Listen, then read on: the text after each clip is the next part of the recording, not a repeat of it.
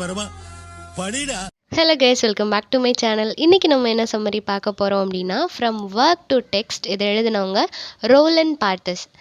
ரோலன் பார்த்தஸ் ஒரு French writer. இந்த particular ஒர்க்கில் இவர் எதை பற்றி பேசியிருக்கிறாரு அப்படின்னா, ஒர்க் அண்ட் டெக்ஸ்ட் இது ரெண்டுக்கும் உள்ள டிஃப்ரென்சியேஷனை பற்றி பேசியிருக்கிறாரு. நம்ம எல்லாருமே ஒரு பர்டிகுலர் புக்கை பார்த்தோம் அப்படின்னா அதை ஒர்க்னு சொல்லுவோம், டெக்ஸ்ட்டுன்னு சொல்லுவோம். அந்த ஒர்க் எடுங்க இல்லைன்னா அந்த டெக்ஸ்ட் எடுங்க, இந்த மாதிரி ஒரே பர்டிகுலர் புக்குக்கு நம்ம ரெண்டு பேர் சொல்லுவோம் இல்லையா? அப்படிப்பட்ட ஒர்க் அண்ட் டெக்ஸ்ட்டுக்கு டிஃப்ரென்சியேஷன் இருக்குது, வேரியஸ் டிஃப்ரென்சியேஷன் இருக்குது. அதெல்லாம் தெரிஞ்சுட்டு எதை நம்ம ஒர்க்குன்னு சொல்லணும், எதை நம்ம டெக்ஸ்ட்டுன்னு சொல்லணும் அப்படின்னு சொல்லிட்டு ரொம்ப கிறிஸ்டல் கிளியராக இந்த பர்டிகுலர் பீஸில் அவர் எக்ஸ்பிளைன் பண்ணியிருக்காரு.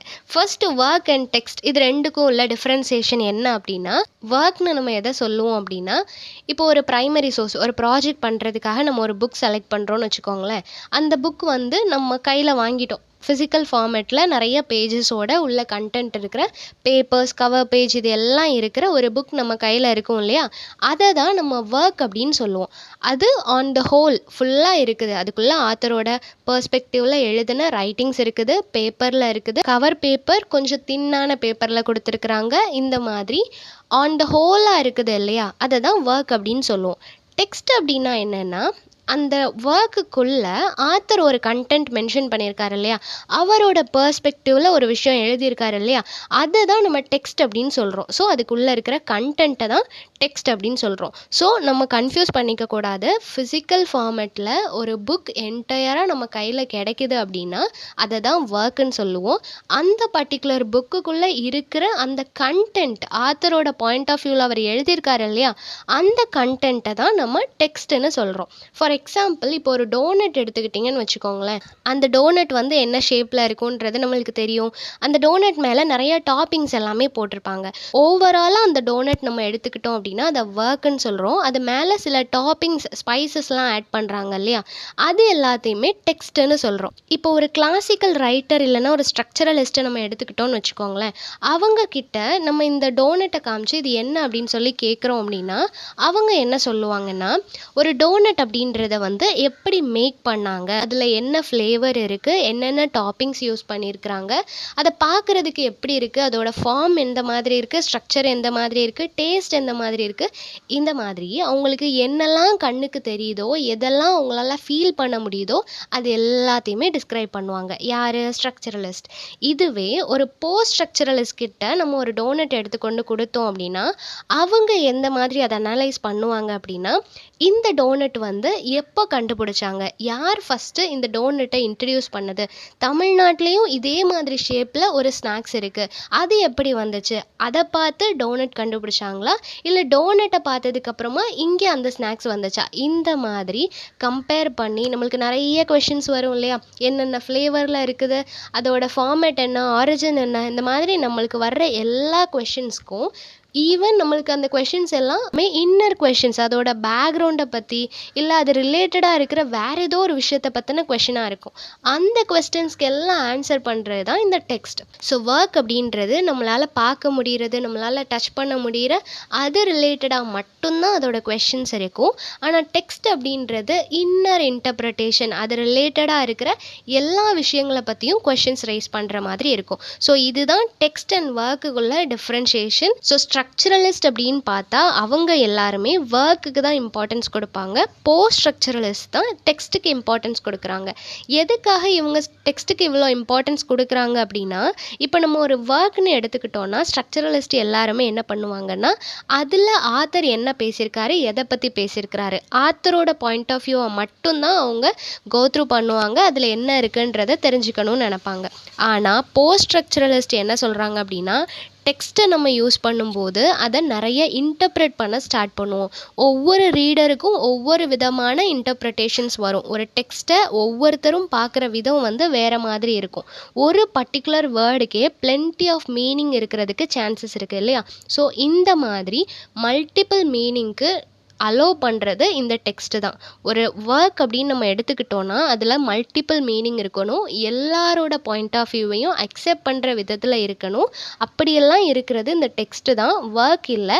அந்த ஒரு ரீசன்னாலேயே போஸ்ட் ஸ்ட்ரக்சரலிஸ்ட் எல்லாருமே டெக்ஸ்ட்டுக்கு தான் சப்போர்ட் பண்ணுறாங்க. ஒரு டெக்ஸ்ட்டுனால தான் எல்லாரோட பாயிண்ட் ஆஃப் வியூ வெளியே வருது. நிறைய plenty of perception, plenty of இன்டர்பிரிட்டேஷன்ஸை நம்மளால் அக்செப்ட் பண்ண முடியுது, கோ த்ரூ பண்ண முடியுது அப்படின்னு சொல்கிறாங்க. ஸோ நம்ம ஆத்தர் பாயிண்ட் ஆஃப் வியூக்கு மட்டும் இல்லாமல் ரீடர்ஸ் பாயிண்ட் ஆஃப் வியூக்கு இம்பார்ட்டன்ஸ் கொடுக்கறதுக்கு இது ஒரு நல்ல ஆப்பர்ச்சுனிட்டியாக இருக்குது.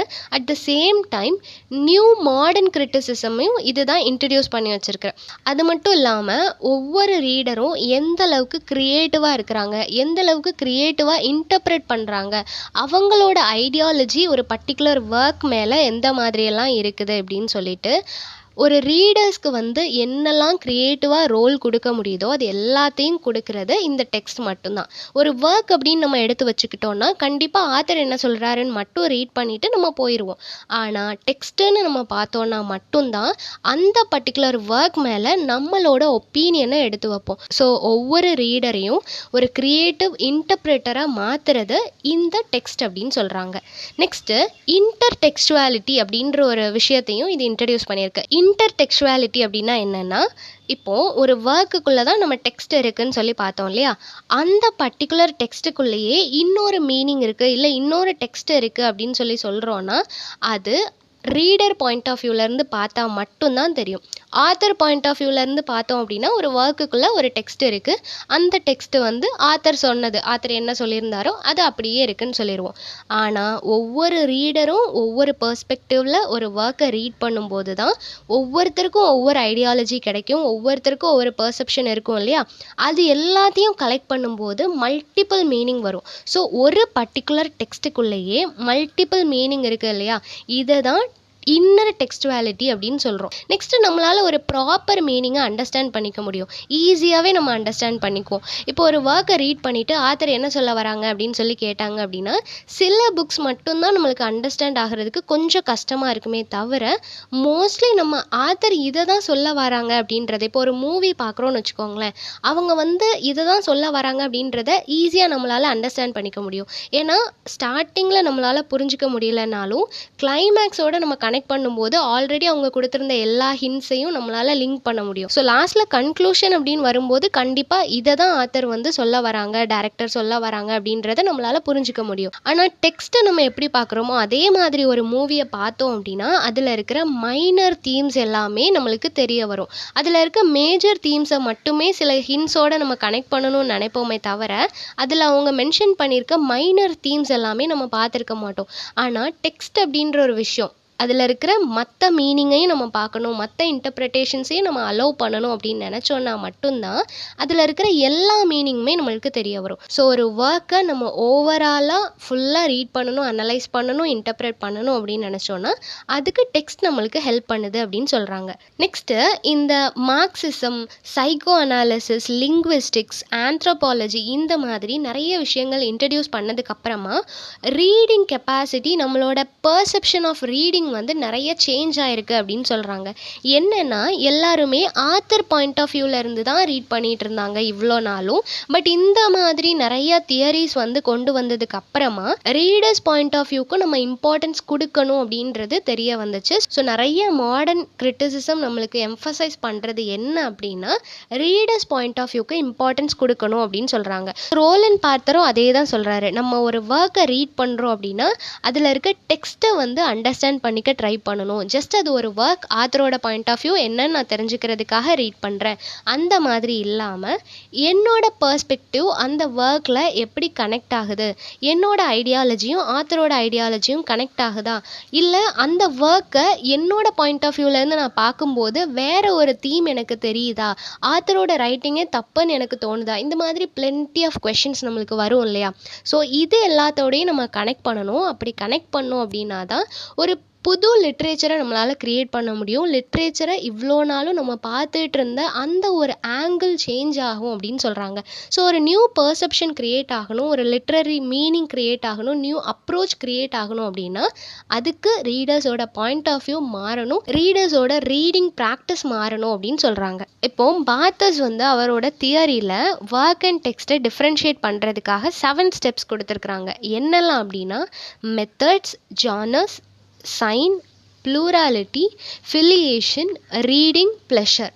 இது எல்லாத்தையும் நம்ம கரெக்டாக ஃபாலோ பண்ணோம் அப்படின்னா எது ஒர்க் எது டெக்ஸ்ட் அப்படின்றத நம்மளால் ஈஸியாக ஐடென்டிஃபை பண்ண முடியும். ஆக்சுவலாக இந்த 7 தான் இருக்கா அப்படின்னு கேட்டால் கண்டிப்பாக கிடையாது. ஒரு ஒர்க் அண்ட் டெக்ஸ்ட்டை நம்ம வந்து டிஃப்ரென்ஷியேட் பண்ணுறதுக்கு plenty ஆஃப் டிஃப்ரென்சியேஷன் இருக்குது. இருந்தாலும் இந்த 7 தான் மேஜர் அப்படின்னு சொல்லி அவரோட தியரியில் கொடுத்துருக்குறாரு. First one methods. இப்போது ஏன்ஷியன் பீரியட்லேருந்து இப்போ வரைக்குமே மக்களோட தாட்ஸ் எந்த மாதிரி இருக்குது அப்படின்னா ஒர்க் அப்படின்றது கிளாசிக்கல் வேர்டு, டெக்ஸ்ட் அப்படின்றது மாடர்ன் வேர்டு. இந்த மாடர்ன் லிட்ரேச்சரில் தான் இந்த டெக்ஸ்ட் அப்படின்றது இருக்குது அப்படின்னும் கிளாசிக்கல் லிட்ரேச்சரில் தான் ஒர்க் அப்படின்றத மென்ஷன் பண்ணாங்க அப்படின்ற மாதிரி பீப்புளோட ஒப்பீனியன் இந்த மாதிரி இருக்குது. ஆனால் ஆக்சுவலாக பாத்தர்ஸ் என்ன சொல்கிறாரு அப்படின்னா அந்த மாதிரிலாம் எதுவுமே கிடையாது. ஏன்னா இப்போவும் ஒர்க்ஸ் இருக்குது, ஏன்ஷியன் பீரியட்லேயும் ஒர்க் எல்லாமே இருந்திருக்கு இல்லையா? ஸோ அதே மாதிரி டெக்ஸ்ட்டுன்றதுமே ஏன்ஷியன் பீரியட்லேயுமே அவங்களோட ஒர்க்கில் எல்லாமே டெக்ஸ்ட் இருந்துச்சு. ஆனால் அதை பார்த்த விதம் தான் வேறு மாதிரி இருந்துச்சு. ஜஸ்ட் நம்ம ஆத்தரோட பாயிண்ட் ஆஃப் வியூவில் மட்டும் அந்த ஒர்க்கை படித்ததுனால தான் டெக்ஸ்ட் அப்படின்ற ஒரு விஷயத்துக்கு நம்ம இம்பார்ட்டன்ஸ் கொடுக்கவே இல்லை. கிளாசிக்கல் ரைட்டர்ஸோட ஒர்க்ஸில் எல்லாத்துலேயுமே டெக்ஸ்ட் இருந்துச்சு, அதை நம்ம பார்க்கல அப்படின்னு சொல்கிறாங்க. அதே மாதிரி மாடர்ன் லிட்ரேச்சர் எல்லாத்துலேயுமே டெக்ஸ்ட் இருக்கா அப்படின்னு கேட்டால் அதுவும் ஒரு கொஷின் மார்க். ஏன் அப்படின்னா எல்லாரோட ஒர்க்லேயுமே ஒரு டெக்ஸ்ட் இருக்குது. எல்லா ரைட்டர்ஸோட ஒர்க்கையும் எல்லா ரீடர்ஸுமே பர்ஃபெக்டாக இன்டர்பிரட் பண்ண முடியும் அப்படின்னு சொல்லி யாராலையும் சொல்ல முடியாது இல்லையா? ஒரு பெஸ்ட்டான ஒர்க்கை ஒரு ஆத்தர் கொடுத்துருந்தாரு அப்படின்னா மட்டும்தான் அதை இன்டர்பிரட் பண்ண முடியும், அதுலேருந்து மல்டிபிள் மீனிங் எடுத்துக்க முடியும். அந்த மாதிரி பெஸ்ட்டான ஒர்க்ஸ் இப்போ கண்டெம்ப்ரரி லிட்ரேச்சரில் ரொம்ப ரேராக தான் இருக்குது அப்படின்னு சொல்கிறாங்க. ஸோ டெக்ஸ்ட் அப்படின்றது கண்டெம்ப்ரரி லிட்ரேச்சருக்கு மட்டும் கிடையாது, கிளாசிக்கல் ரைட்டிங்ஸையும் நம்ம எடுத்து அதுலேருந்து டெக்ஸ்ட்டை எடுத்துக்கலாம் அப்படின்னு சொல்கிறாங்க. லாக்கன்ஸ் தியரியோட கம்பேர் பண்ணியிருக்காங்க ரியாலிட்டி அண்ட் ரியல். அதாவது ஒரு ஒர்க்கை வந்து அவர் எப்படி சொல்கிறாரு அப்படின்னா டிஸ்பிளேட் அப்படின்னு சொல்கிறாரு. அதே மாதிரி ஒரு டெக்ஸ்ட்டை வந்து டெமான்ஸ்ட்ரேட்டட் அப்படின்னு சொல்கிறாரு. டிஸ்பிளே அப்படின்னு சொல்லும்போது ஒரு ஒர்க்னா என்னன்னு பார்த்தோம், ஃபிசிக்கல் ஃபார்மேட்டில் இருக்கிற ஒரு புக் அப்படின்னு பார்த்தோம். அதை நம்மளால் டிஸ்பிளேக்கு வைக்க முடியும், யார் வேணால் அதை பார்க்க முடியும், படிக்க முடியும். ஆனால் டெக்ஸ்ட் அப்படின்றத டெமான்ஸ்ட்ரேட் தான் நம்மளால் பண்ண முடியும். டெமான்ஸ்ட்ரேட் அப்படின்னு சொல்லும்போது அந்த ஒர்க்கில் என்ன எழுதியிருக்காங்க, how to do and what to do, அதில் என்ன பண்ண முடியும், எப்படி அந்த ஒர்க்கை வந்துச்சு, என்ன மாதிரியான தியரி யூஸ் பண்ணியிருக்காங்க, ஸ்டைல் அண்ட் ஃபார்ம் யூஸ் பண்ணியிருப்பாங்க, இந்த மாதிரி நம்ம கிரிட்டிக்கலாக அதை அனலைஸ் பண்ணுவோம் இல்லையா? இந்த ப்ராசஸ் தான் டெக்ஸ்ட் அப்படின்னு சொல்கிறோம். ஸோ ஒர்க் அண்ட் டெக்ஸ்ட் ரெண்டுக்குமே plenty ஆஃப் டிஃப்ரென்சியேஷன் இருக்குது அப்படின்னு சொல்கிறாங்க. நெக்ஸ்ட்டு ஒர்க் வந்து ஒரு ஃபிசிக்கல் ஃபார்மேட்டில் இருக்கும், அது நிறைய ஸ்பேஸ் வந்து ஆக்கியபை பண்ணும். ஆனால் இதுவே அதில் இருக்கிற கண்டென்ட்டாக இருக்கட்டும், அந்த டெக்ஸ்ட்டாக இருக்கட்டும், அது வந்து இவ்வளோ ஸ்பேஸ் ஆக்கியபை பண்ணாது இல்லையா? இதில் ஃபுல்லாகவே கம்பேரிசன் மாதிரி தான் இருக்கும். ஸோ ஒர்க் எப்படி இருக்குது, டெக்ஸ்ட் எப்படி இருக்குது அப்படின்றத நீங்கள் கம்பேர் பண்ணி பார்த்துக்கோங்க. இப்போ ஒரு ஒர்க் அப்படின்னு நம்ம எடுத்துக்கிட்டோன்னா அதை நம்மளால் டச் பண்ண முடியும், அதை ஃபீல் பண்ண முடியும். நம்ம கையில் ஒரு புக் இருக்குது அப்படின்றது நம்மளுக்கு தெரியும் இல்லையா? ஆனால் டெக்ஸ்ட் அப்படின்றது நம்மளால் டச் பண்ண முடியாது, பட் அந்த ப்ராசஸ் நம்மளுக்கு தெரியும். இந்த மாதிரி தான் நம்ம இன்டர்பிரேட் பண்ணுறோம், இதை ரீட் பண்ணோம், இதில் ஒரு அண்டர்ஸ்டாண்டிங் நம்மளுக்கு கிடச்சிது, அதை வச்சு நம்மளோட ஐடியாலஜியோட நம்ம கனெக்ட் பண்ணுறோம். இந்த மாதிரி ஒரு ப்ராசஸ் நடக்கும். ஸோ அந்த ப்ராசஸ் என்னன்றது நம்மளுக்கு தெரியும், பட் அதை ஃபீல் பண்ணவோ டச் பண்ணவோ நம்மளால் முடியாது. ஸோ ஒரு புக்கை நம்ம ஹேண்டில் பண்ணுற விதம் எப்படி இருக்கும்னா நம்ம கையில் அதை வாங்க முடியும், நம்மளால் டச் பண்ணி அதை ரீட் பண்ண முடியும், ஓப்பன் பண்ண முடியும், க்ளோஸ் பண்ண முடியும். இந்த மாதிரியான ப்ராசஸ் எல்லாம் ஒரு ஒர்க்கில் நடக்கும். ஆனால் ஒரு டெக்ஸ்ட் அப்படின்னு எடுத்துக்கிட்டோம் அப்படின்னா அதை நம்ம லாங்குவேஜ் அண்ட் டிஸ்கோர்ஸால் மட்டும்தான் ஹேண்டில் பண்ண முடியும்.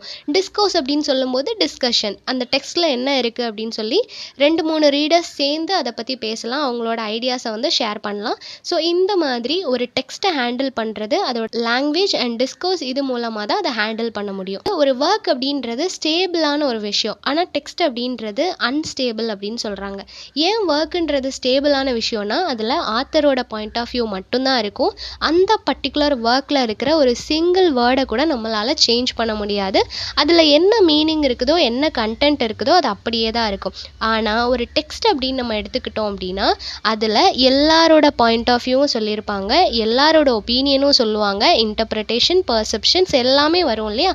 ஸோ அது அன்ஸ்டேபிள், சேஞ்ச் ஆகிக்கிட்டே தான் இருக்கும் அப்படின்னு சொல்கிறாங்க. நெக்ஸ்ட் டாபிக் ஜானர்ஸ் அப்படின்னு சொல்லும்போது ஒர்க் அப்படின்னு எடுத்துக்கிட்டோம் அப்படின்னா அதில் ஒரே ஒரு ஜானர் மட்டும்தான் இருக்கும். அது என்ன ஜானர் அப்படின்னா ட்ரெடிஷ்னல் கேட்டகரி வைஸ் நிறைய ஜானர்ஸ் கிளாஸிஃபை பண்ணியிருப்பாங்க இல்லையா, அதிலிருந்து ஏதோ ஒரு ஜானரில் தான் அந்த பர்டிகுலர் ஒர்க்கை ஆத்தர் ப்ரெசென்ட் பண்ணியிருப்பார். ஸோ ஒர்க் அப்படின்னு நம்ம எடுத்துக்கிட்டோம் அப்படின்னா அதில் ஒரே ஒரு ஜானர் மட்டும்தான் இருக்கும். ஆனால் டெக்ஸ்ட் அப்படின்னு எடுத்துக்கிட்டோன்னா அதில் மல்டிபிள் ஜானர்ஸ் இருக்கும். ஏன் மல்டிபிள் ஜானர்ஸ் அப்படின்னா இப்போது ஒரு 3 ரீடர்ஸ் இருக்காங்கன்னு வச்சுக்கோங்களேன். ஒரு பர்டிகுலர் ஒர்க்கே 3 பேர் ரீட் பண்ணுறாங்க அப்படின்னா 3 பேருக்கும் 3 விதமாக அந்த புக்கு தெரியலாம். ஒருவேளை ஆத்தர் அந்த புக்கை பாசிட்டிவ் சைடில், ஹீரோவோட பாசிட்டிவ் சைடில் எழுதியிருந்தாரு அப்படின்னா ஒரு ரீடர் அதை ஹீரோவோட பாசிட்டிவ் சைடை மட்டும்தான் பார்ப்பாங்க. ஆனால் செகண்ட் ரீடர் அப்போ ஹீரோயினோட நெகட்டிவ் ஷேடாக தான் இந்த ஒர்க்கை எழுதியிருக்காங்களா அப்படின்ற ஒரு கொஷின் எடுத்து வைப்பாங்க. ஸோ ரீடர் டு ரீடர் மாறும்போது அதோட பெர்ஸ்பெக்டிவ் மாறும், அதோட ஜானர் மாறும். ஹாப்பி எண்டிங்காக இருக்கிறது மேபி சேட் எண்டிங்காக மாறலாம். ஒரு கேரக்டருக்கு ஹாப்பி எண்டிங் அப்படின்றதுனால அந்த என்டையர் ஒர்க்குமே ஹாப்பி எண்டிங் நம்மளால் சொல்ல முடியாது. ஸோ இந்த மாதிரி வேரியஸ் கொஷின்ஸ் வரும், வேரியஸ் இன்டர்பிரிட்டேஷன்ஸ் வரும். அப்படி நிறைய இன்டர்பிரிட்டேஷன்ஸ் அலோவ் பண்ணுறதுனால டெக்ஸ்ட்டுக்கு நிறைய ஜானர்ஸ் இருக்குது அப்படின்னு சொல்கிறாங்க. நெக்ஸ்ட்டு பாட்டர்ஸ் என்ன சொல்கிறாரு அப்படின்னா ஒரு டெக்ஸ்ட் அப்படின்றது பேரடாக்சிக்கல் அப்படின்னு சொல்கிறாரு. பேரடாக்ஸ்னால் நம்ம எதுக்கு யூஸ் பண்ணுவோம்? ஐரணி மாதிரி, அதாவது கான்ட்ராஸ்டாக இருக்கிற விஷயத்தை தான் பேரடாக்ஸ் அப்படின்னு சொல்கிறோம். ஸோ இந்த டெக்ஸ்ட்டும் ஒரு பேரடாக்சிக்கல் அப்படின்னு சொல்கிறாரு. ஏன் அப்படின்னா அது ஒரு சிங்கிள் ஒர்க்காக யூனிஃபைடாகவும் இருக்குது, அட் த சேம் டைம் ஃப்ராக்மெண்டடாகவும் இருக்குது அப்படின்னு சொல்கிறாங்க. ஒரு சிங்கிள் ஒர்க்காக இருக்குது அப்படின்னு எதுக்காக சொல்கிறாங்க அப்படின்னா ஒரு பர்டிகுலர் புக்கு எடுத்துக்கிட்டோம், அதில் ஓவராலாக ஒரு கண்டென்ட் இருக்குது, ஒரு டெக்ஸ்ட் இருக்குது. ஸோ அது ஒன்றா இருக்குது, ஒரு சிங்கிள் ஒர்க்காக இருக்குது. ஃப்ராக்மெண்டடாக எதுக்கு இருக்குது அப்படின்னா மல்டிபிள் ரீடர்ஸ் கிட்ட போகும்போது மல்டிபிள் மீனிங்ஸ் அண்ட் ஜானர்ஸ் வருது இல்லையா, அப்போ அது ஃப்ராக்மெண்டடாக ஆகுது. ஸோ கான்ட்ராஸ்டான 2 விஷயமும், யூனிட்டியும் இருக்குது, ஃப்ராக்மெண்டேஷனும் அங்கே இருக்குது அப்படின்னு சொல்கிறாங்க.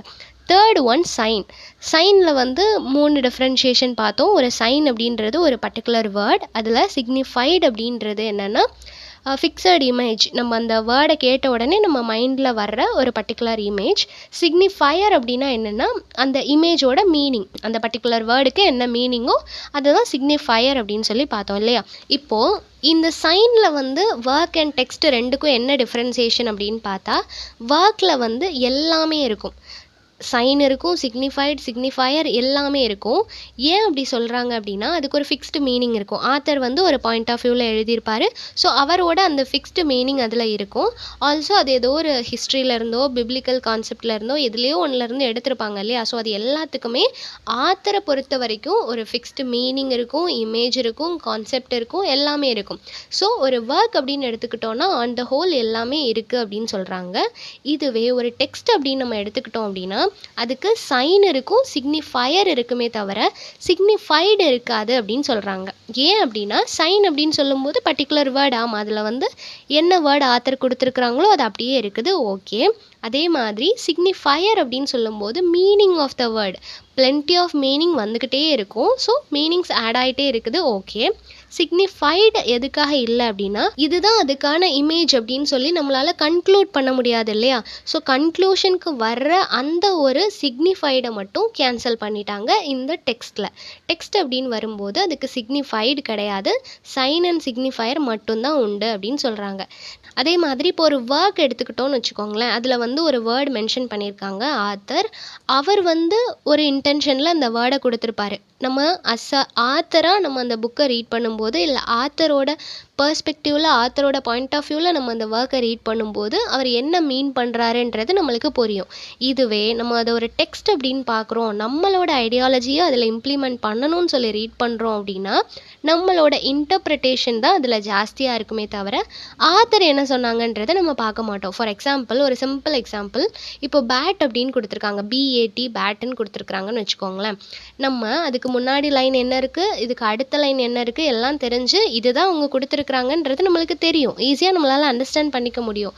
ஆனால் நம்ம இன்டர்பிரேட் பண்ணணும் அப்படின்னு நினச்சோன்னா அந்த BAT பேட் அப்படின்றத ப்ளே கிரவுண்டில் யூஸ் பண்ணுற அந்த கிரிக்கெட் பேட்டாக நம்ம நினைப்போமா, இல்லைன்னா மரத்துலலாம் இருக்கும் இல்லையா அந்த பேட்டுன்னு நம்ம நினைப்போமா? ஸோ ரெண்டுக்குமே சேம் ஸ்பெல்லிங் தான், நம்ம எந்த மாதிரி அந்த வேர்டை எடுத்துக்கிறோம் அப்படின்றதுல தான் இருக்குது. ஸோ ஒரு சிக்னிஃபைடு மீனிங் இருக்காது, ஒரு ஃபிக்ஸட் இமேஜ் இருக்காது அப்படின்னு சொல்கிறாங்க. ஸோ இந்த சைன் அப்படின்னு வரும்போது டெக்ஸ்ட்டை வந்து ஒரு ரேடிக்கல் சிம்பாலிசம் அப்படின்னு சொல்கிறாங்க. ரேடிக்கல் சிம்பாலிசம்னா என்னென்னா, இப்போது இது வந்து ஒரு எண்ட்லெஸ் செயின் மாதிரி, நம்ம ஒரு வேர்டுக்கே plenty of interpretation, plenty of meaning கொடுக்குது இல்லையா, அதனால ஒரு எண்ட்லெஸ் செயினை வந்து இது கிரியேட் பண்ணுது. அந்த எண்ட்லெஸ் செயினை ஜென்ரேட் பண்ணுறதுனால இது ரேடிக்கல் சிம்பாலிசம் அப்படின்னு சொல்கிறாங்க. இது ஒரு வெப் மாதிரி கண்டினியூஸாக அது போய்கிட்டே இருக்குது, அது எங்கே எண்ட் ஆகும்னே தெரியாது. அது கண்டினியூஸாக நிறைய ரீடர்ஸ் ரீட் பண்ண ஸ்டார்ட் பண்ணும்போது அந்த வெப் வந்து இன்னும் வைடர் ஆகிட்டே தான் இருக்குமே தவிர ஷார்டன் ஆகாது இல்லையா. ஸோ அந்த மாதிரி ஒரு வெப்பை வந்து இது கிரியேட் பண்ணுது அப்படின்னு சொல்கிறாங்க. அது மட்டும் இல்லாமல் இது ஒரு ஓப்பன் எண்டட், யாருமே இதோட முடிஞ்சது இதுக்கப்புறம் யாரும் இதை இன்டர்பிரேட் பண்ண மாட்டாங்க அப்படின்னு சொல்ல முடியாது. கண்டினியூஸ் இன்டர்பிரேட்டேஷன் இருந்துகிட்டே தான் இருக்கும். அதனால இது ஒரு ஓப்பன் எண்டட் அப்படின்னு சொல்கிறாங்க. Next plurality. ஒரு ஒர்க் அப்படின்றது singular, fixed and closed ended. அதுக்கு வந்து ஒரே ஒரு மீனிங் தான் இருக்கும், அதுவும் ஃபிக்ஸ்டு மீனிங்காக தான் இருக்கும். க்ளோஸ்ட் எண்டிங் இதுதான் ஆத்தர் சொல்லியிருக்காரு அப்படின்னு சொல்லி முடிச்சிருவாங்க. இதுவே டெக்ஸ்ட் அப்படின்னு எடுத்துக்கிட்டோம் அப்படின்னா அது ஒரு ப்ளூரல், டைவர்சிட்டிஸ் நிறையா இருக்கும், மல்டிபிள் மீனிங் இருக்கும், plenty ஆஃப் வேஸில் அதை டிஸ்கிரைப் பண்ணுவாங்க. ஓப்பன் எண்டடாக தான் இருக்கும். ஏன் ஓப்பன் எண்டட் அப்படின்னா மல்டிபிள் மீனிங் இருக்குது, இன்னும் நிறைய மீனிங் வந்துக்கிட்டே தான் இருக்கும். இதுதான் அதோட எண்டு அப்படின்னு சொல்லி நம்மளால் ஒரு எண்ட் கார்டு போடவே முடியாது. அதனால அது ஓப்பன் எண்டட் அப்படின்னு சொல்கிறாங்க. நெக்ஸ்ட்டு, ஒரு ஒர்க் அப்படின்னு எடுத்துட்டோம் அப்படின்னா அது வந்து மோனோலித்திக் பெர்ஸ்பெக்டிவில் தான் இருக்கும் அப்படின்னும், டெக்ஸ்ட் அப்படின்றது ஒரு ஹெட்ரோஜீனியஸ் பெர்ஸ்பெக்டிவில் தான் இருக்கும் அப்படின்னு கொடுத்துருக்குறாங்க. இந்த மாதிரி டெக்ஸ்ட் வந்து ஒரு பர்டிகுலர் ஒர்க்குக்கு ஒரு லேயர்டு டெக்ஸ்ட்டை வந்து கொடுக்குது, நிறைய லேயர்ஸ் வந்து அது கிரியேட் பண்ணுது. அது பார்க்குறதுக்கு ஒரு நல்ல டெக்ஸ்சர் கொடுக்குற மாதிரி ஒரு ஃபீல் இருக்குது அப்படின்னு சொல்கிறாங்க. இதுக்கு ஒரு எக்ஸாம்பிள் என்னென்னா, இப்போ நம்ம ஒரு பார்க்கில் நடந்து போயிட்டுருக்கோம்னு வச்சுக்கோங்களேன். அப்போ நடந்து போயிட்டுருக்கும்போது அது ஒரு பெரிய ப்ராசஸ் இல்லையா, நம்ம நடந்து போகிற வழியில் நம்ம நிறைய பேரை பார்க்குறோம், சில ஸ்மெல் நம்மளுக்கு ஃபீல் ஆகுது, சில சவுண்ட்ஸ் நம்ம கேட்குறோம், ஒரு சென்சேஷன் இருக்குது, நம்மளால் நிறைய விஷயங்கள் ஃபீல் பண்ண முடியுது இல்லையா. இந்த மாதிரி தான் ஒரு டெக்ஸ்ட்டை நம்ம ரீட் பண்ணும்போதும் அது ஒரு டைனமிக் பார்ட்டாக இருக்கும் அப்படின்னு சொல்கிறாங்க. அதில் ஒரு வேரியஸ் ஆஸ்பெக்ட்ஸ் இருக்குது, அது எல்லாத்தையுமே நம்மளால் ஃபீல் பண்ண முடியும் அப்படின்னு சொல்கிறாங்க. ஒரு ஆத்தர் பாயிண்ட் ஆஃப் வியூவில் மட்டும் இருந்து ஒரு ஒர்க்கை நம்ம ரீட் பண்ணுறோம் அப்படின்னா அவர் தான் நம்மளை கைட் பண்ணுறாரு, அவர் தான் நம்மளை இன்ஸ்ட்ரக்ட் பண்ணுறாரு, இதுதான் நான் கொடுத்துருக்குறேன், இதை மட்டும் நீ யோசி அப்படின்னு சொல்லிட்டு அவர் நம்மளை கைட் பண்ணுறாரு.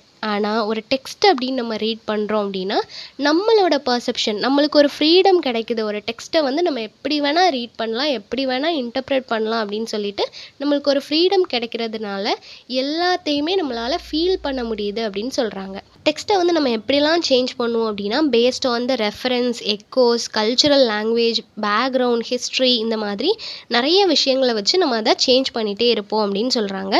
நெக்ஸ்ட்டு ஃபிலியேஷனோட ஆக்சுவல் மீனிங் அப்படின்னு பார்த்தோன்னா ஆரிஜின், அதாவது ஒரு ஃபாதர் அண்ட் சைல்டுக்குள்ள ரிலேஷன்ஷிப் எந்த மாதிரி இருக்கும் அந்த மாதிரி தான் இந்த ஃபிலியேஷன் எதுக்காக இந்த கான்செப்ட்குள்ளே கொண்டு வந்திருக்காங்க அப்படின்னா, அந்த காலத்தில் இருந்த ஏன்ஷியன்ட் பீரியட்லேருந்தே நம்ம என்ன சொல்லிகிட்டு இருக்கிறோம் அப்படின்னா, ஒரு ஒர்க் எழுதுகிறாங்க அப்படின்னா அந்த ஆத்தருக்கு தான் அதோட ஆத்தர்ஷிப், ஓனர்ஷிப் இருக்கும். அவர் தான் அந்த பர்டிகுலர் ஒர்க்கோட ஓனர், அவருக்கு தான் எல்லா அத்தாரிட்டியும் இருக்கும். அதில் என்ன மாடிஃபிகேஷன்ஸ் பண்ணணும், எதுனாலும் ஆல்ட்ரேஷன் எல்லாமே அந்த பர்டிகுலர் ஆத்தர் தான் பண்ணணும் அப்படின்ற மாதிரி தான் ஏன்ஷியன்ட் பீரியட்லேருந்து சொல்கிறாங்க இல்லையா. ஸோ ஒரு ஒர்க் வந்து ஆத்தரோட ஐடியாலஜி ரிலேட்டடாக தான் இருக்கும் அப்படின்றது தான் ஹிஸ்ட்ரி சொல்கிற ஒரு விஷயம்.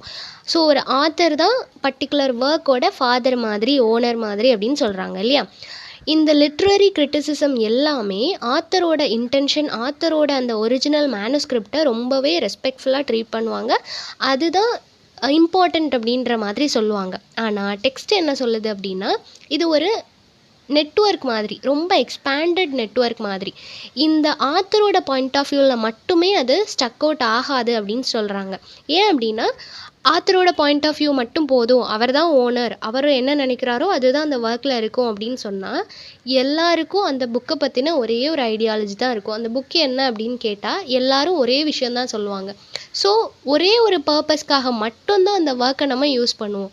ஆனால் இதுவே டெக்ஸ்ட் ரிலேட்டடாக நம்ம அந்த ஒர்க்கை பார்க்குறோம் அப்படின்னா, ஒவ்வொருத்தரும் ஒவ்வொரு ஐடியாலஜி சொல்லுவாங்க. ஸோ ஒரு பர்டிகுலர் ஒர்க்லேருந்தே plenty of meaning, plenty of message நம்மளால் எடுக்க முடியும். ஸோ ஒரு ஒர்க் அப்படின்றது ஆத்தரோட ஹிஸ்ட்ரி அண்ட் ஆத்தரோட ஆரிஜினோட டைப் ஆகிருக்கும். டெக்ஸ்ட் அப்படின்றது ஆத்தரோட பேக்ரவுண்ட் டீட்டெயில்ஸ் எதுக்குமே இம்பார்ட்டன்ஸ் கொடுக்காது. ஈவன் ஆத்தரையே ஒரு ஃபிக்ஷனல் கேரக்டர் மாதிரி தான் டெக்ஸ்ட்டில் கன்சிடர் பண்ணுவாங்க. ஆத்தருக்கு எந்த இம்பார்ட்டன்ஸுமே கொடுக்காம ஜஸ்ட் அவர் இந்த ஒர்க்கை ப்ரெசென்ட் பண்ணியிருக்காரு, அவ்வளோதான். அதுக்கப்புறம் அதோட இன்டர்பிரிட்டேஷன், பர்செப்ஷன் எல்லாமே ரீடர்ஸோட கையில் போயிடும். Next topic reading. ரீடிங் அப்படின்னு சொல்லும்போது ஒரு ஒர்க் அப்படின்னு எடுத்துக்கிட்டோன்னா அதில் ரீடர்ஸ் எல்லாருமே ஒரு பாசிவ் ரீடர்ஸாக தான் இருப்பாங்க. எதுலேயுமே என்கேஜ் ஆகாமல், ஒரு ஆக்டிவ்னஸே இல்லாமல் பாசிவாக ஜஸ்ட் ஸ்டார்டிங் டு எண்டிங் அந்த புக்கை வந்து ரீட் பண்ணி முடிப்பாங்க. இதுவே ஒரு டெக்ஸ்ட் அப்படின்னு எடுத்துக்கிட்டாங்க அப்படின்னா ரீடர்ஸ் எல்லாருமே ரொம்ப ஆக்டிவாக இருப்பாங்க. அந்த ஒர்க்கில் என்ன இருக்குது, நம்மளுக்கு எப்படி அது கனெக்ட் ஆகுது, க்ரியேட்டிவாக அதை நம்ம எப்படி யோசிக்கலாம், என்ன மாதிரியான பெர்ஸ்பெக்டிவில் நம்ம பார்க்கலாம், ஹிஸ்டாரிக்கல் கேப் எப்படி வந்துச்சு, அதை எப்படி நம்ம இந்த ஒர்க்கோட கனெக்ட் பண்ணலாம், இந்த மாதிரி வேரியஸ் டைமென்ஷனில் அதை யோசிச்சு பார்ப்பாங்க இல்லையா. ஸோ கண்டிப்பாக அந்த இடத்துல அவங்க ஆக்டிவ் பார்ட்டிசிபேஷனோட இருப்பாங்க. ஸோ கண்டிப்பாக ஒரு டெக்ஸ்ட்டை ரீட் பண்ணும்போது எந்த ரீடர்ஸுமே பாசிவாக இருக்க மாட்டாங்க, ஆக்டிவாக இருப்பாங்க அப்படின்னு சொல்கிறாங்க. நெக்ஸ்ட்டு இந்த டெக்ஸ்ட்டு வந்து ரைட்டிங் அண்ட் ரீடிங்க்கு ஒரு பிரிட்ஜ் மாதிரி இருக்குது அப்படின்னு சொல்கிறாங்க. ஏன் அப்படின்னா ஒரு ஒர்க் நம்ம ரீட் பண்ணும்போது ரீடர்ஸ்க்கு எல்லாத்துக்குமே எப்படி அந்த ஒர்க்கை ரீட் பண்ணணும், சில ஆத்தர்ஸ் வந்து இன்ட்ரடக்ஷன் பார்ட்லேயே மென்ஷன் பண்ணியிருப்பாங்க. இந்த ஒர்க்கை வந்து இந்த மாதிரி ஒரு பெர்செப்ஷனில் நீங்கள் பார்த்தீங்கன்னா உங்களுக்கு இன்னும் நல்ல ஒரு ஃபீல் இருக்கும், உங்களுக்கு நல்ல ஒரு ஐடியா கிடைக்கும். இந்த மாதிரி அவங்களே நம்மளை வந்து கைட் பண்ணுவாங்க. ரொம்ப சிம்பிளாக எக்ஸாம்பிள் சொல்லணும் அப்படின்னா, இப்போது இன்ஸ்டாகிராம் அண்ட் யூடியூப் பார்த்தோம் அப்படின்னா for better experience use headphones இந்த மாதிரி கொடுப்பாங்க இல்லையா. ஸோ அதுவே அவங்க ஒரு கைடன்ஸ் கொடுக்குறாங்க. ஹெட்ஃபோன்ஸ் யூஸ் பண்ணால் தான் நம்மளால் அந்த சாங்கை ஃபீல் பண்ண முடியுமா, இல்லைன்னா அந்த சாங்கை நம்மளால் ஃபீல் பண்ண முடியாதா. ஸோ இந்த மாதிரி ஒரு கைடன்ஸை வந்து அவங்க கொடுக்க வேண்டாம் அப்படின்னு சொல்கிறாங்க. ஒரு ஒர்க் அப்படின்னு நம்ம எடுத்துக்கிட்டோன்னா கண்டிப்பாக ஆத்தர்ஸ் வந்து நம்மளை கைட் பண்ணுவாங்க. இந்த மாதிரி தான் நீங்கள் ரீட் பண்ணணும் அப்படின்னு சொல்லி கைட் பண்ணுவாங்க. இதுவே ஒரு டெக்ஸ்ட் அப்படின்னு எடுத்துக்கிட்டோன்னா அதில் எந்த ரூல்ஸுமே இருக்காது. நம்ம எப்படி ரீட் பண்ணணும்னு நினைக்கிறோமோ அந்த மாதிரி நம்ம ரீட் பண்ணலாம். So without any rules and regulations நம்ம ஒரு டெக்ஸ்ட்டை வந்து ரீட் பண்ணலாம். அந்த ஒரு ஃப்ரீடம் நம்மளுக்கு டெக்ஸ்ட்டில் கிடைக்கும் அப்படின்னு சொல்கிறாங்க. நெக்ஸ்ட்டு ஹிஸ்ட்ரியை பொறுத்த வரைக்கும் எலைட் பீப்புள்ஸ் எல்லாருமே ஒரு ஒர்க்கை ரீட் பண்ணுறதும் அதை எழுதுறதும் ஒரு ப்ரிவிலேஜாக நினச்சிட்டு இருந்தாங்க. ஓகேவா. ஆனால் டெமோக்ரஸி அப்படின்ற ஒரு விஷயம் வந்ததுக்கு அப்புறமா எல்லாரும் ரீடிங்க்கு இம்பார்ட்டன்ஸ் கொடுத்தாங்களே தவிர சிலர் தான் எழுதிட்டு இருந்தாங்க. எல்லாருமே எழுதுறதுக்கு அவ்வளோவா இம்பார்ட்டன்ஸ் கொடுக்கல. ஆனால் அகெயின் இப்போ நிறைய பேர் எழுத ஸ்டார்ட் பண்ணியிருக்கிறாங்க. எப்படி அப்படின்னா நிறைய பேர் கிரிட்டிசைஸ் பண்ணுறாங்க. நிறைய ஒர்க்கை பற்றின பெர்செப்ஷன் அவங்களுக்கு மாறுது. டெக்ஸ்ட் அப்படின்ற ஒரு விஷயம் வந்ததுக்கு அப்புறம் தான் எல்லாரோட பெர்செப்ஷனும் மாறுது. எல்லாரும் நிறைய எழுத ஸ்டார்ட் பண்ணிட்டாங்க அப்படின்னு சொல்கிறாங்க. நெக்ஸ்ட் என்னன்னா, நம்ம எல்லாருமே ஒரு ஒர்க் அப்படின்னு எடுத்துக்கிட்டோம், இல்லை ஒரு டெக்ஸ்ட் அப்படின்னு எடுத்துட்டோன்னா அதோட கேம்ஸ் மாதிரி நம்ம இன்வால்வ் ஆகணும். ஒரு கேம் இல்லைன்னா ஒரு மியூசிக்கல் இன்ஸ்ட்ருமெண்ட் எடுத்துக்கிட்டோம் அப்படின்னா எவ்வளோ ஹாப்பியாக அதில் வந்து நம்ம இன்வால்வ்டாக இருக்கிறோமோ அதே மாதிரி டெக்ஸ்ட்லையும் இருக்கணும் அப்படின்னு சொல்கிறாங்க. கண்டினியூஸாக நம்ம ப்ராக்டிஸ் பண்ணிகிட்டே இருந்தோம் அப்படின்னா நம்மளால் ஒரு கிரேட் பெர்ஃபார்மன்ஸ் கொடுக்க முடியும் இல்லையா. அதே மாதிரி இந்த டெக்ஸ்ட்லையும் நம்ம கண்டினியூஸாக ரீட் பண்ணிகிட்டே இருந்தோம் அப்படின்னா நம்மளோட பெர்செப்ஷன் மாறும், நம்மளோட இன்டர்பிரேட்டிங் ஸ்கில் மாறும். ஸோ எல்லாத்துலேயுமே ஒரு சேஞ்சஸ் நம்மளால் பார்க்க முடியும். பாசிவ் ரீடராக இருக்கிற நம்ம ஆக்டிவ் ரீடராக மாற முடியும். நம்ம எந்த அளவுக்கு அதில் ஒரு லவ்வோட இன்வால்வ் ஆகிறோமோ அப்போ தான் இந்த சேஞ்சஸ் எல்லாத்தையுமே நம்மளால் ஃபீல் பண்ண முடியும் அப்படின்னு சொல்கிறாங்க. அது மட்டும் இல்லாமல் ஒரு ரீடர் வந்து ரொம்ப ப்ரொஃபஷ்னலாக அதில் இன்வால்வ் ஆகணும். நம்ம வந்து சும்மா ஜஸ்ட் ஒரு பாசிவ் ரீடராக அதை ரீட் பண்ணிட்டு போகணும்னு நினைக்காம அந்த டெக்ஸ்ட்டோட இம்பார்ட்டன்ஸ் தெரிஞ்சு அதை ரொம்ப ப்ரொஃபஷ்னலாக ஹேண்டில் பண்ணோம் அப்படின்னா தான் நமக்குள்ளே இருக்கிற ஆத்தர் அண்ட் கிரிட்டிக்கை நம்மளால் ஃபைண்ட் அவுட் பண்ண முடியும் அப்படின்னு சொல்கிறாங்க. நெக்ஸ்ட்டு ஒரு ஒர்க்கோட கம்பேர் பண்ணும்போது டெக்ஸ்ட்டு தான் ஒரு பர்டிகுலர் ஒர்க்கையே அலைவாக வச்சுருக்கு அப்படின்னு சொல்கிறாங்க. Last step pleasure. ப்ளெஷர் அப்படின்னு சொல்லும்போது நம்ம எல்லாருக்குமே தெரியும், ஒரு நல்ல ஒர்க்கை ரீட் பண்ணோம் அப்படின்னா அது நம்மளுக்கு ஒரு சொல்ல முடியாத ஒரு ப்ளஷரை வந்து நம்மளுக்கு கொடுக்கும் இல்லையா? கண்டிப்பாக அதை ரீட் பண்ணி முடிச்சதுக்கப்புறமும் கூட அந்த ப்ளஷர் நம்மளோட இருக்கிற மாதிரி நம்ம ஃபீல் பண்ணுவோம். ஸோ அதே மாதிரி தான் ஏன்ஷியன் புக்ஸ் எல்லாமே, சில புக்ஸ் மென்ஷன் பண்ணியிருக்காங்க, சில ரைட்டர்ஸ் மென்ஷன் பண்ணியிருக்காங்க. அவங்களோட ஒர்க்ஸ் எல்லாமே ஒரு ஸ்பெஷல் ப்ளஷரை வந்து நம்மளுக்கு ப்ரொவைட் பண்ணியிருக்கோம். இப்போது அதே ப்ளஷரை வந்து கொடுக்குற மாதிரியான ஒர்க்ஸ் இருக்கா? அந்த ஆத்தர்ஸோட ஒர்க்ஸ் மாதிரி இப்போவும் கண்டெம்ப்ரரி ரைட்டர்ஸ் எழுதுகிறாங்களா அப்படின்னு கேட்டால் அது ஒரு கொஷின் மார்க். ஏன்னா அந்தளவுக்கு ப்ளஷர் கொடுக்குற மாதிரி ஒர்க்ஸ் வந்து இப்போ இல்லை அப்படின்னு சொல்கிறாங்க. ஸோ இந்த ஒரு இடத்துல பாஸ்டோட இந்த யுனிக்னஸை பற்றி சொல்கிறாங்க. பாஸ்ட்லேயும் ஏன் எல்லாரும் டெக்ஸ்ட்டுக்கு இம்பார்ட்டன்ஸ் கொடுத்துருந்தாங்க அப்படின்னா, பாஸ்டில் எழுதின அந்த பியூட்டிஃபுல் ஒர்க்கில் இருக்கிற ப்ளஷரையும் நம்மளால் யூட்டிலைஸ் பண்ணியிருக்க முடியும். ஸோ இப்போவுமே எல்லாரும் ஒரு கிளாசிக்கல் ஒர்க்கை எடுத்தோம் அப்படின்னா அதை ஜஸ்ட்டு ஒரு ஒர்க்காக பார்க்காம அதில் இருக்க டெக்ஸ்ட்டை ரீட் பண்ணணும், அதில் இருக்க டெக்ஸ்ட்டை நம்ம ஃபீல் பண்ணணும், அதோட ப்ளஷரை நம்மளால் ஃபீல் பண்ண முடியும் அப்படின்னு சொல்கிறாங்க. ஸோ ஒரு ஒர்க் அப்படின்னு நம்ம ரீட் பண்ணுறோம் அப்படின்னா அந்த ஆத்தரோட ப்ளஷர், அவர் எந்த மாதிரி எழுதியிருந்தாரோ அந்த ஒரு ப்ளஷர் மட்டும்தான் நம்மளால் ஃபீல் பண்ண முடியும். இதுவே நம்ம ஒரு டெக்ஸ்ட்டாக எடுத்து அதை ரீட் பண்ணோம் அப்படின்னா அன்லிமிட்டெட் ப்ளஷர் நம்மளுக்கு கிடைக்கும் அப்படின்னு சொல்கிறாங்க. அதே மாதிரி லாங்குவேஜ் என்றைக்குமே ஒரு டெக்ஸ்ட்டை வந்து டாமினேட் பண்ணாது அப்படின்னு சொல்கிறாங்க. ஒரு லாங்குவேஜால் ஒரு டெக்ஸ்ட்டு டாமினேட் ஆகுது அப்படின்னு சொல்லி எந்த இடத்துலையும் நம்மளால் சொல்லவே முடியாது. அது டிரான்ஸ்பரண்ட்டாக தான் இருக்கும் அப்படின்னு சொல்கிறாங்க. ஸோ ஒரு டெக்ஸ்ட் அப்படின்றது எந்த ஒரு இடத்துலையும் எல்லாத்தையுமே ஈக்குவலாக தான் ஹேண்டில் பண்ணும். எல்லா ரீடர்ஸையும் சரி, எல்லா பர்செப்ஷன், எல்லா இன்டர்பிரிட்டேஷன்ஸ் எல்லாத்துக்குமே ஒரு ஈக்குவல் ஸ்பேஸ் கொடுத்து எல்லாத்தையும் ஈக்குவலாக தான் ஹேண்டில் பண்ணும். ஸோ ஒரு ஒர்க்கில் இருக்கிற டெக்ஸ்ட்டை நம்ம கரெக்டாக ப்ராப்பராக யூட்டிலைஸ் பண்ணோம் அப்படின்னா ஒரு வண்டர்ஃபுல் ப்ளஷர் நம்மளுக்கு கிடைக்கும் அப்படின்னு சொல்கிறாங்க. ஸோ இந்த 7 ஸ்டெப் மூலமாக தான் ரோலண்ட் பாத்தர்ஸ் ஒரு ஒர்க் அண்ட் டெக்ஸ்ட்டை வந்து டிஃப்ரென்ஷியேட் பண்ணி சொல்கிறாரு. இந்த சம்மரி எல்லாருக்கும் புரிஞ்சிருக்கும்னு நினைக்கிறேன். நெக்ஸ்ட் என்ன டாப்பிக்கில் வீடியோ போடலான்னு சொல்லி கமெண்ட் பண்ணுங்கள். தேங்க்யூ ஃபார் வாட்சிங்.